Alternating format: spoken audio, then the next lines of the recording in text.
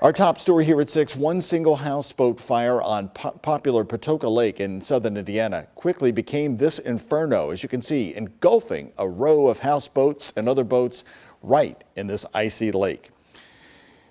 No one expected this scene this morning on Patoka Lake. That fire spread quickly and soon Hoosier Hills Marina in Du Bois County up in flames. A total of 22 boats impacted, 11 of the boats destroyed.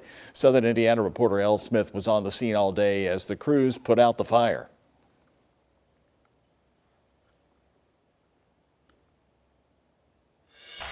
It is a scene that no one expected to see. You can see the damage on the 19 boats, but what you can't see is the 3 boats that have sunk and the amount of work that the firefighters put in to fight this fire. It didn't take long for this scene to unfold. Dispatch first got the call around 9 a.m. and they arrived 15 minutes later to an intimidating scene. Celestine Fire Department Assistant Chief Kurt Sermenshine says within 15 minutes, crews began working on the scene, and for the next 7 hours, they fought to contain the fire.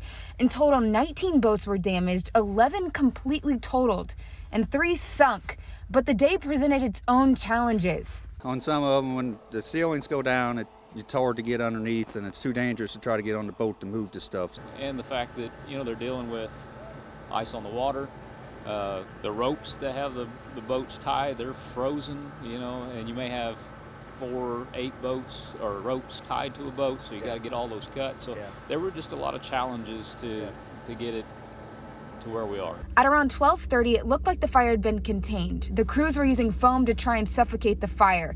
But at 1:05, about 5 minutes after I finished the interview with the assistant chief, there was a pop, and this black smoke started billowing. Crews immediately started running to contain the fire again. Celestine Fire Department is volunteer-based, and they had never seen a fire this large before. Have you ever responded to an event like this before? Not this big a one. We had it before last year. They had one, but we kept it to 2 boats. But since the boats were so close together, Sermenshine says that they had to look at the fire from the bigger picture. It's almost like a big house fire. Because everything was kind of combined together. It was just that you couldn't get all the way around them to try to get water on to put them out, so it made it a little bit more harder to get it out. As of right now, no injuries have been reported and the cause of the fire is unknown, but the state fire marshal will be investigating. For WHAS 11 News, I'm Elle Smith.